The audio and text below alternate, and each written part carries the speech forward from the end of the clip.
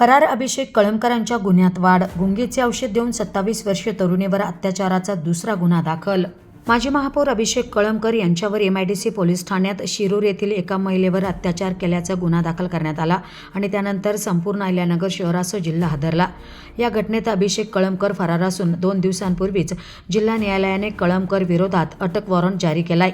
त्यानंतर आता Bhingar camp police ठाण्यात आणखी एक गुन्हा दाखल करण्यात आल्याने खळबळ उडाली आहे. 2024 मध्ये लोकसभा निवडणुकीच्या प्रचारादरम्यान माजी आणि अभिषेक कळमकर यांची ओळख झाली होती.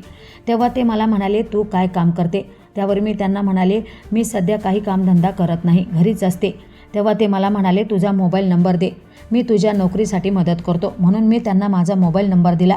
त्यानंतर जुलै महिना अखेरीस सन 2024 मध्ये कळमकर यांनी मला दुपारी 4 वाजण्याच्या सुमारास व्हॉट्सॲप कॉल करून मला ओळखले का असं म्हणाले.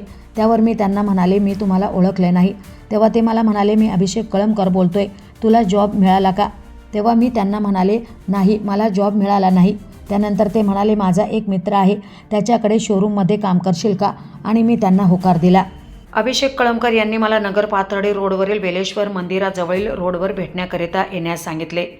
म्हणून मी सायंकाळी 7 वाजण्याच्या सुमारास एका रिक्षाने बेलेश्वर चौकात आले. तेथे उतरून त्यांनी बोलावलेल्या ठिकाणी गेले. तेव्हा तेथे एक पांढऱ्या रंगाची कार उभी होती. त्या कारमध्ये अभिषेक कळमकर हा एकटाच बसलेला होता.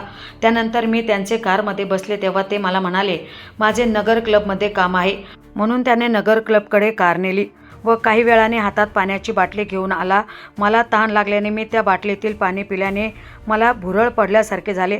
तेव्हा त्याने गाडी चालू करून थोडी पुढे घेऊन जाऊन रोडच्या आडबाजूला घेऊन मला नोकरीचे आमिष दाखवून माझ्या अंगाशी अंगलट करून माझे इच्छेविरुद्ध कारमध्येच बळजबरीने अत्याचार केला.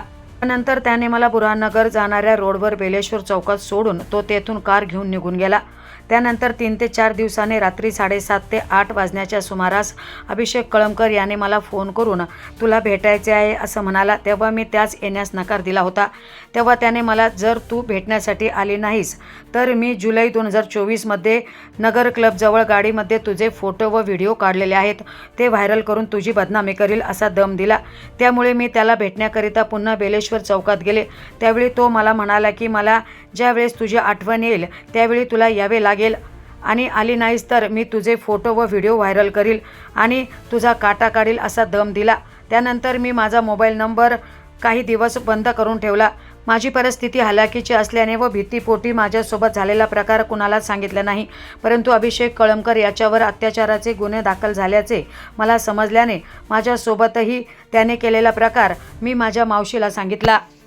त्यावर मला माझ्या मावशीने आधार दिला आणि मी भिंगार कॅम्प पोलीस ठाण्यात फिर्याद दाखल केली, असं सदर तरुणीने भिंगार कॅम्प पोलीस ठाण्यात दाखल केलेल्या फिर्यादीत म्हटलं आहे.